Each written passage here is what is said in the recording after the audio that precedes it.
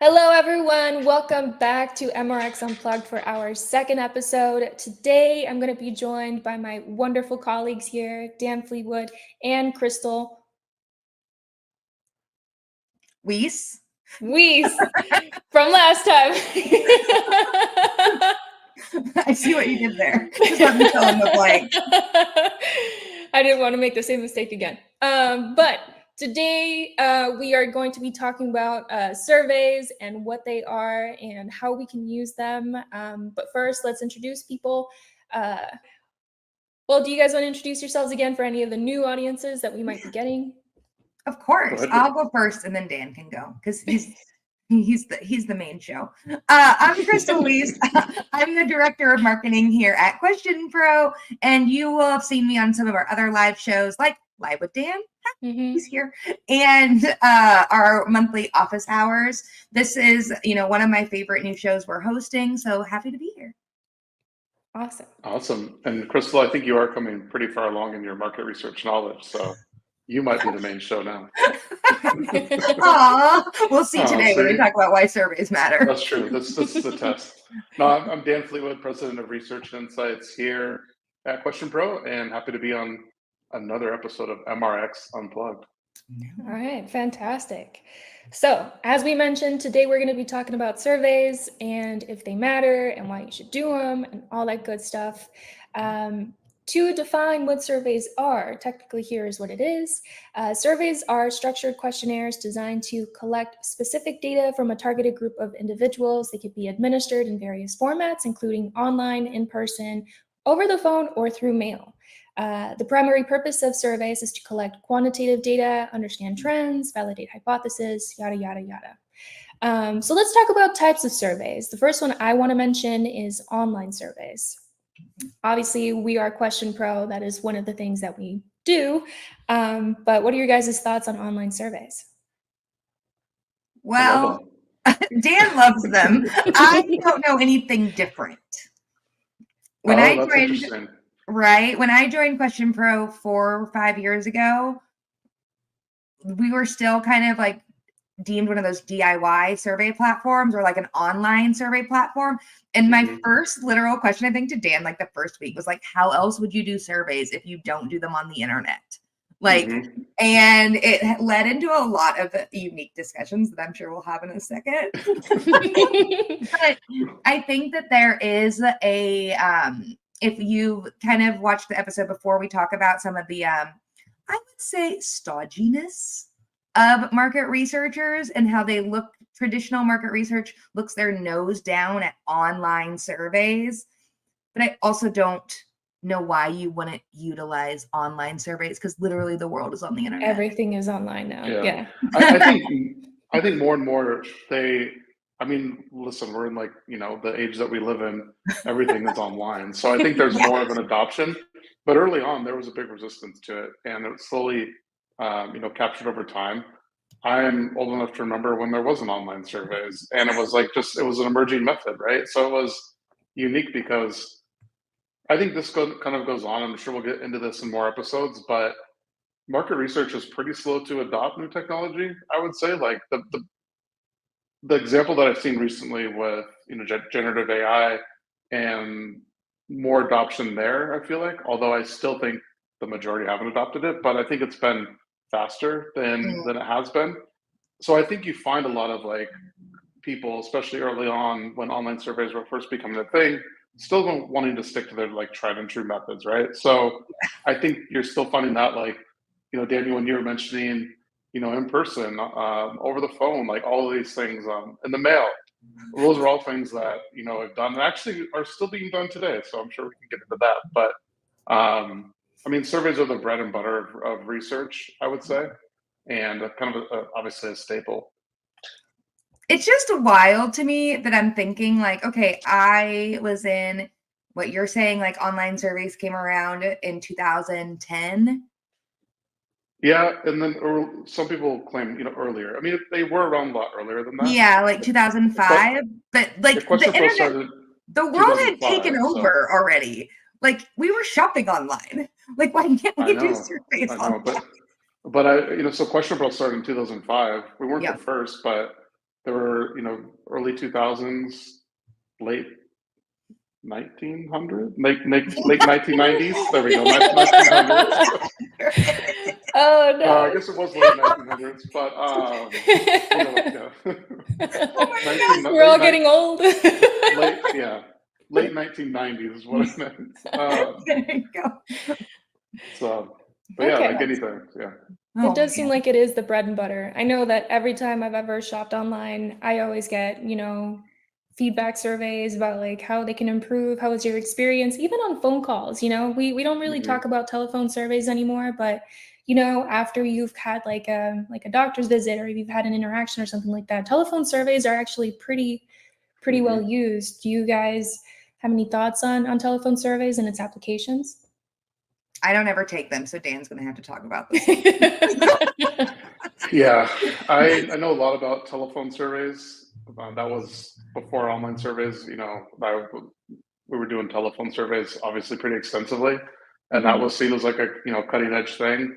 And then even though there's online surveys, and that I would say is probably the primary go-to method for many researchers, but there still are folks doing telephone surveys, and there's a number of reasons for it. I think one of them is you can still reach like a person directly. So if I do an online survey, I might have an email list. Yeah, they might read the email, they might not. So it's more of like a direct method, I think, to collect them. And then there's still, we're in a political season this year, right? So, or political year. So that's one of the primary methods of how they try to collect, political data and who's going to vote for who and all those good things. So that's a primary method still, I think, for telephone, although it is a lot of that shifting online. There's still a market for it. And even, 10 years ago when I was doing more telephone surveys before Question Pro, it was hard because you have to think about, traditionally it was done via landlines, right? Like you'd call a house and that was it. And cell phones were like becoming more a thing, but it was very hard to reach anybody on a cell phone because nobody wants to answer a call from a crazy person. People, random phone number. People guarded it with their life. Like, how did you get my number? I'm like, well, it's just it's a random digit dial of like your area code, and that's how primarily you would target it. So there's a lot of things. I mean, telephone surveys, I know people are still doing them. I think one benefit is you can sort of verify who's on the other line, right? On the other end of the line, where right now in online research, there's a big push around data quality and making sure that the data you're collecting is valid, is good, and that it's a real person. So there are some benefits if we're talking monetary, like it's going to be more expensive than online. So there's definitely some trade-offs. And then I'll say one other thing, and then we can stop talking about telephone surveys. It allows you to target a more defined geography because you can do that as opposed to area codes. Online. Yeah, with area codes. Online, you can do that, but typically, or at least traditionally, it's been limited to where the geography can define. So you might be able to pull like all the zip codes, all the numbers within like a zip code, let's say, right? Or off a voter list and then call those people where it's a verified number. So there's a lot of things you can do. There's obviously trade-offs with all of those different methods. Interesting. And I think we probably are going from most relevant to least relevant because the next one up is mail surveys. I know I have never taken the time to put, the survey inside the envelope and drive it to the post office just to give some feedback, but maybe there's a purpose for them.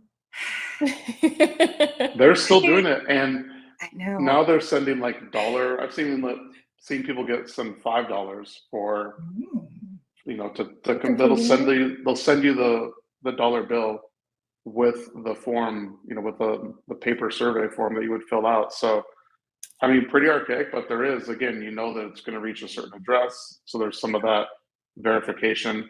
The one I got one time was an invitation in the mail to an online survey.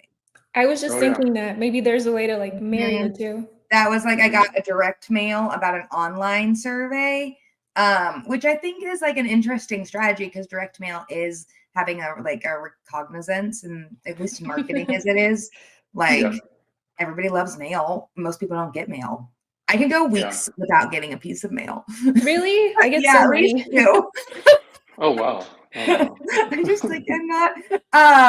But I think there is some. We had a we've had at Question Pro. We've had an interesting case study about a cohort for like health research that transitioned from mail surveys that they said were like 25 pages long or something into one of our community platforms where they did faster, like, they did the same surveys, but more often. And so they broke it up and it was like shorter. But that just is wild to me that they're like trusting thousands of people to take a 25-page survey and then mail it back to them.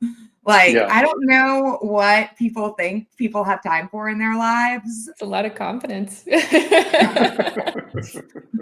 we don't have time for that. But no, it's true. And then, we're going back to more being able to target people within a certain geography, right? Well, that's the advantage of mail. You know that you're sending to that address. People are going to be taking it likely from that address. So it's another way to verify that. Dan, did you have any like statistics from back in the day? 10 years ago was only like 2014, right? That's crazy. That doesn't sound right.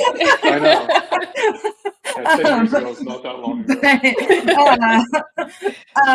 ago. Did you guys ever have any like success percentages? Because I feel like it'd be like 2%. Yeah, it's pretty low. I can't recall, like it was 10 years ago, so I'm not sure. But I know mixed mode they called it like a mixed mode like methodology for collecting a portion online, a portion by mail. So it was very much like it was a pretty common occurrence because you're trying to get the highest response rate possible. Yeah. You would always see it was lower response rates than telephone.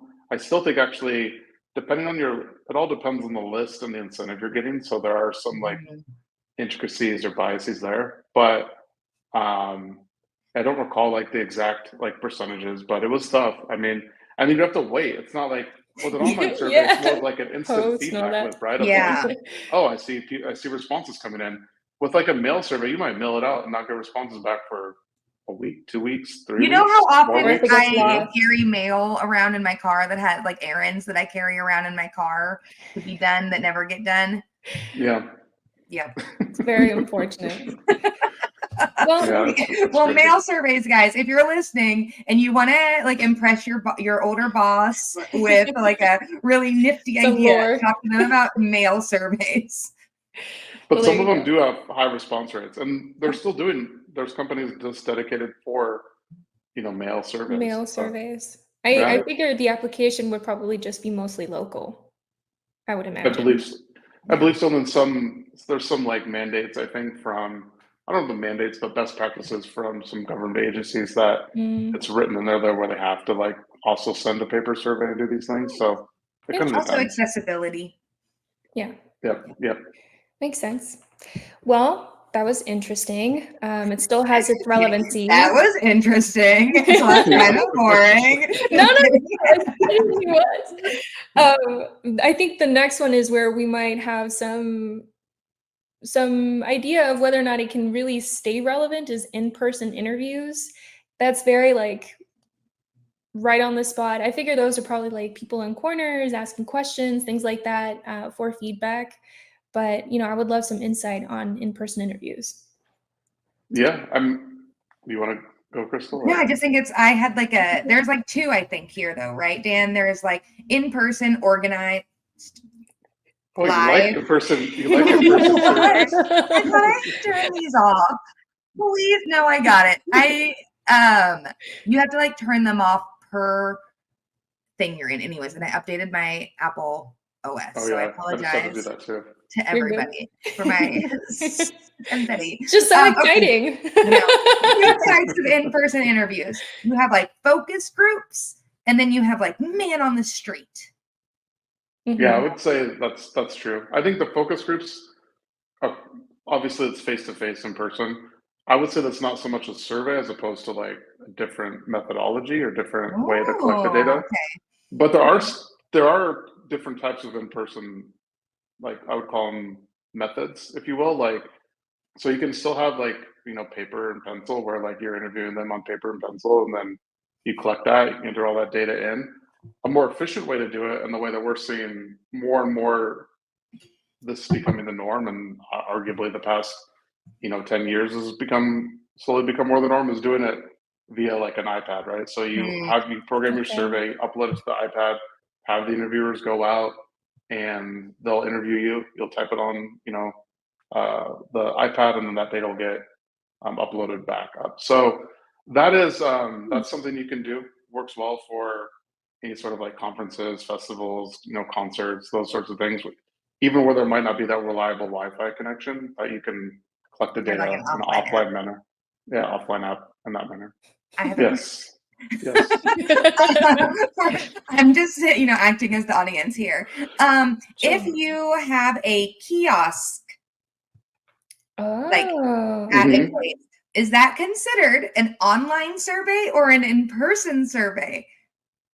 Oh, I would The say robot it's, waiters. yeah, that's true.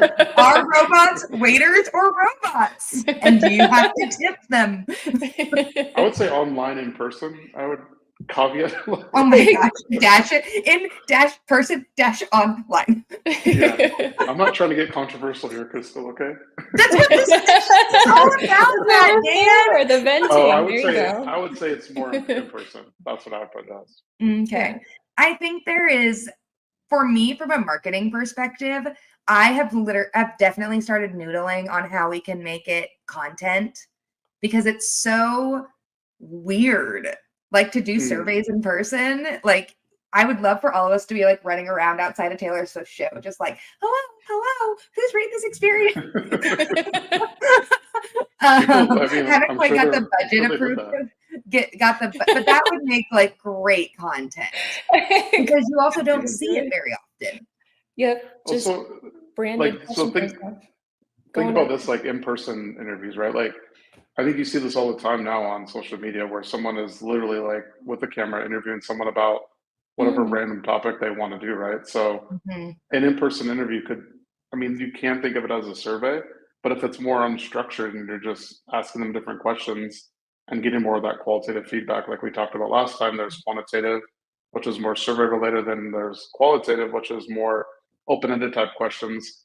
That would be an example of like, in-person qualitative research where they're where they're doing that. So a little different than surveys per se, but it still would be, in-person research.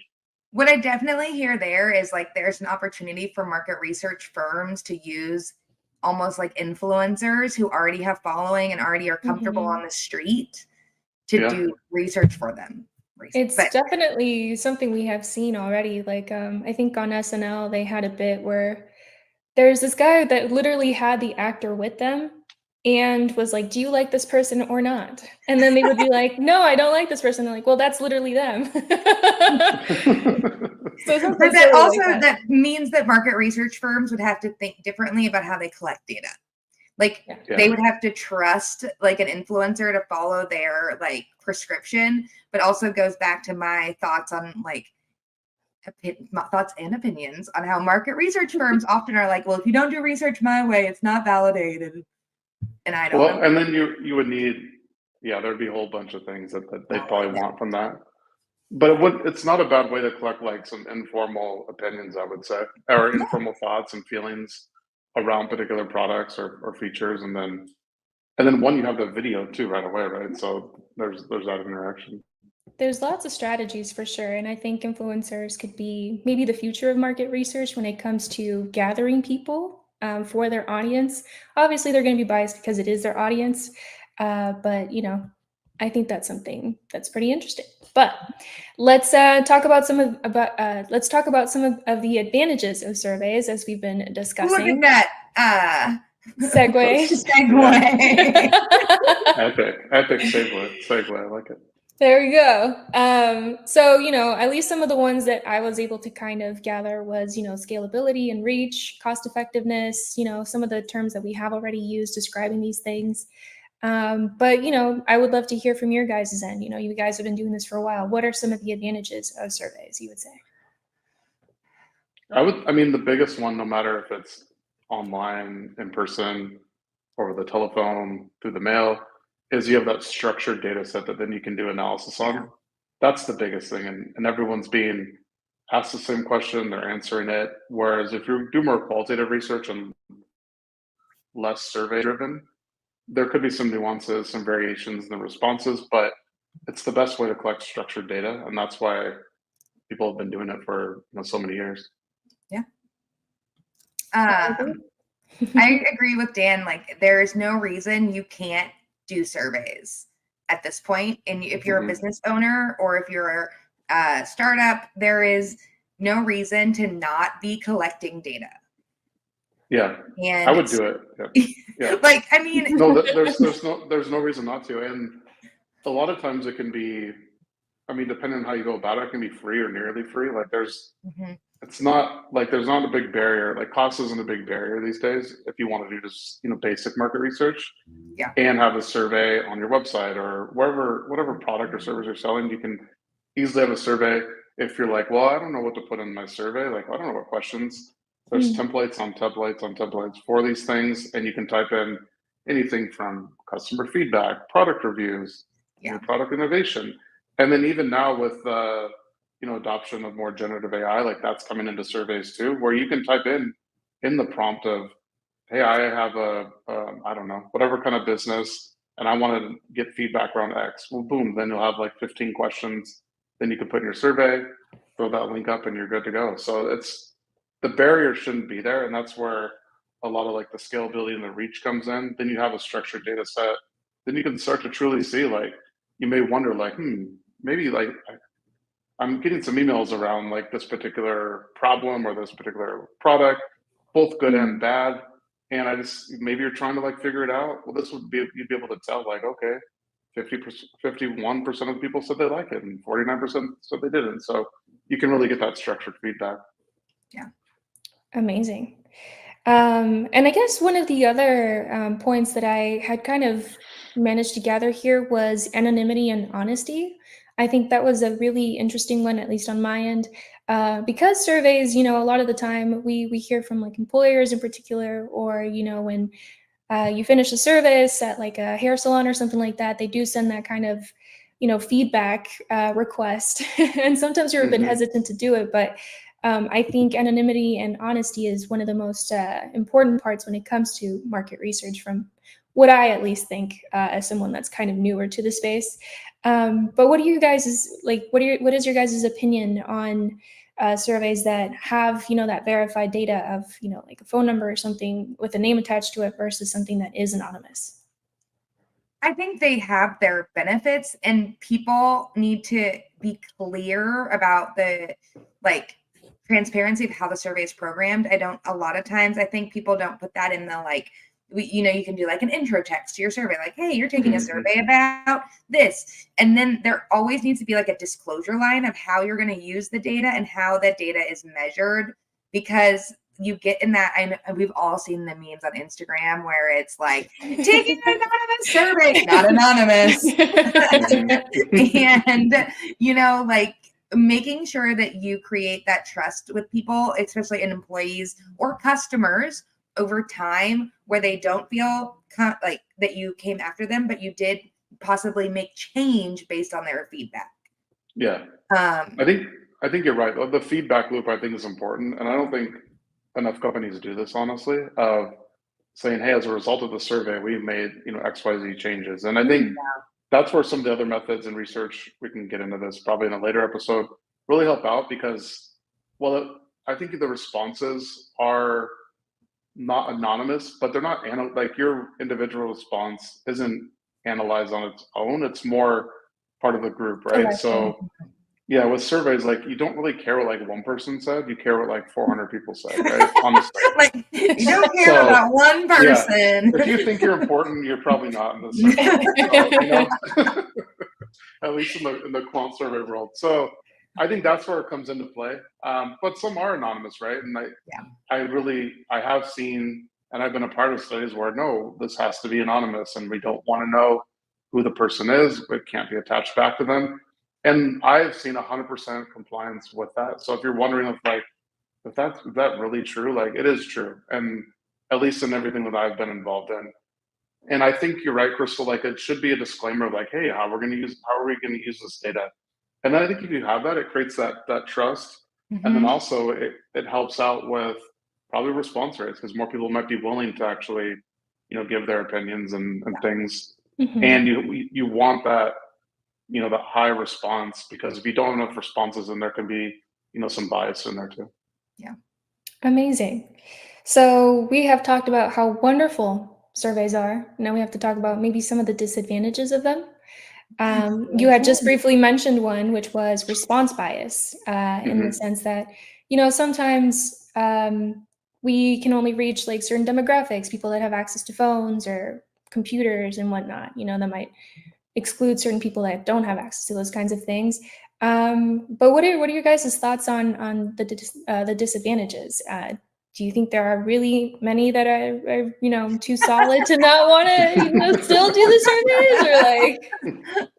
I mean, Yeah, go ahead. I think that the disadvantages of surveys, whether that be online, on the phone, in person, mail, can be managed by the survey programmer. Like, you can be proactive in making sure you don't have bias. You can be proactive in making sure your survey questions are not leading. You can be proactive in that if you want to be, and if you're not lazy. Requires some forethought. Well, I think that, a lot of times there's this narrative in the market research space, at least for the last couple of years, it's time to insight, which Dan was talking about. Doing a mail survey takes a lot longer to get results than a online survey, but people are so desperate for those survey results that they're possibly being a little sloppy in the lead up. And I think that can be one of the disadvantages of surveys. It's poor little surveys aren't the problem. It's the programmers. Yeah. I would agree with that. I don't think surveys are the problem. I think when you try to use the survey in the wrong application, then it becomes a problem, right? And then, but that's like, square peg round hole. Like, it's something just don't work. Like, and you're trying to, like, force it in there. I would say in any research that, at least in quantitative research, you're always trying to reduce bias, whether that's response bias in the sample bias, and whatever it might be. You're always trying to reduce that. So whatever you can do to minimize that is obviously that's the biggest goal, because then you reduce the amount of uncertainty that is attached to the data, and everybody wants like a clean, fresh, a good data set. So that's one of the things you can do. So it's not a disadvantage, but I would say that's more of, hey, things to watch out for. And I think if to Danny, what you were mentioning earlier, in terms of there might be people that don't have internet, or the accessibility issues, you have to know that going in before you start sending them the survey and realize, oh crap, like I'm here and there's no one here, right? Because you're trying to send a survey to someone that either can't take it, or that, whether that's like accessibility or Wi-Fi or whatever it might be. So you have to know that going in. And then there's some other things that we could probably get into with, questions like, it may not, depending on the questions that are asked, there may be things left unsaid, and you have to be okay with that, I would say. And this can fall into a common trap of making your survey too damn long. And, yes, it's 20 minutes, and 20 minutes is not good. Whole episode. Yeah. So you want it. I mean, 10 minutes tends to be like the sweet spot. Anything more than that tends to be pretty long, unless it's something that people are like, really engaged in. And you may think like, oh, 10 minutes, like, how many questions can you ask in 10 minutes? But it's also like the length of the questions, the responses. Yeah. You want to limit open-ended responses. You want more closed-ended data. So there's a lot there. But I would say more of the disadvantages come when, again, just to wrap it up with, trying to use surveys in the wrong application. Yep. It's more of it's you, not me kind of thing, right? Yeah, exactly. It is almost always that. Like, the amount of like tropes that you could put on like a survey programmer, and how, man, they're just a walking meme. Oh my goodness. Well, this is a really great stopping point. I do want to summarize for anyone that maybe is watching towards the end of the video and just kind of want to see what we have talked about. As always, I'm going to do like a summary at the very end of it. We talked about defining surveys, their primary objectives, discussed various types of surveys, and examined their advantages and disadvantages. But yeah, I really enjoyed talking with you guys today. I learned quite a bit, and I hope that, you know, other people that are watching as well can learn. Maybe they're experts already, but you never know. Could be something new that comes up in terms of what ways they can use surveys or, you know, market research in general, ways that we can integrate it with, you know, new ways of influencer questions on the Or screen. mail. We could go vintage, We guys. can go super vintage. Dan's like, oh my God, I'm vintage. Let's just stick to online, okay? Come on. Well, thank you guys so much. I look forward to our next episode. Thank you guys so much for your time, and I hope you guys have a great rest of your day. Bye. Awesome. Bye. Thank you.